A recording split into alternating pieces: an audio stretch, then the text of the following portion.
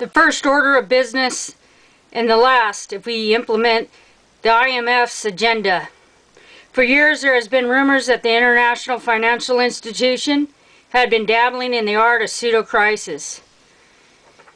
Davison Budho wrote a letter before his resignation. Mr. Budho's letter of resignation from the IMF, 50 years is enough.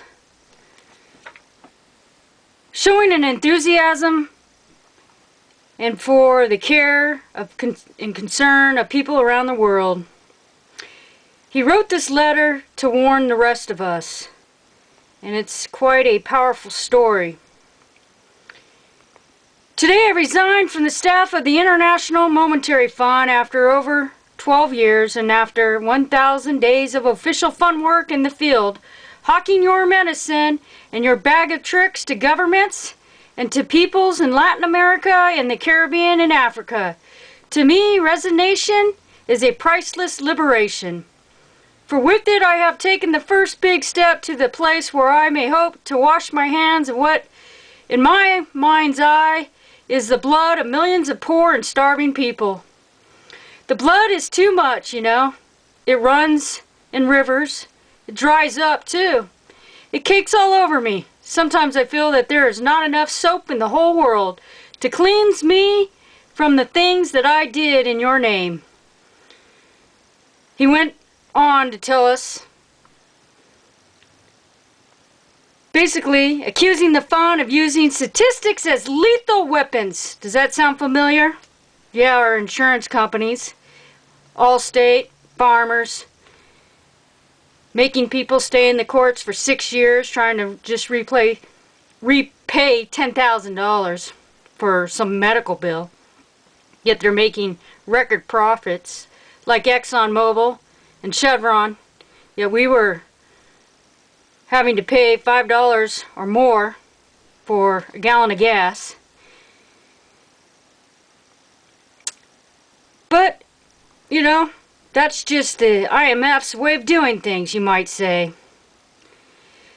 Well, to Bahum, statistical malpractices, to exaggerate the numbers in the IMF reports an oil-rich Trinidad and Tobago in order to make the country look far less stable than it actually was. The IMF, he contended, had more than doubled a crucial statistical measure of the labor costs in the country, making it apparently highly unproductive, even though, as he said, the fund had the correct information on hand. Of course, they ignored it. Sounds like some Republican judges in our justice system ignoring evidence. In another instance, he claimed that the fund invented, literally out of the bubble, huge unpaid government debts. Yeah, that sounds familiar. Iraq. Maybe $100 for a nail, $200 for a hammer. And don't forget those recreational facilities that were never built, or hospitals they claim they built, yet basically had cardboard boxes set up. And of course, we don't know where the money went. Those gross irregularities, well, they're in the IMF as well. The deliberate sloppy calculations taken as fact by the financial markets, which properly classified Trinidad as a bad risk and cut off its financing. The country's economic problems, triggered by a drop in the price of oil.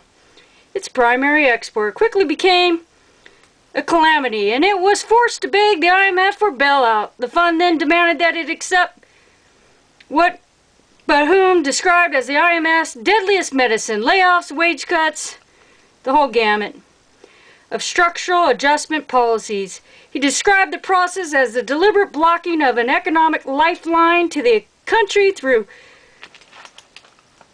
diversion of money. So that's basically how they destroy a country overnight.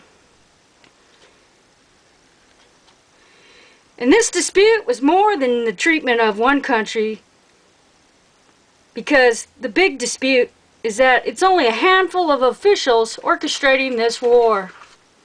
Strength in numbers. Sign up to basically protest these evil elites.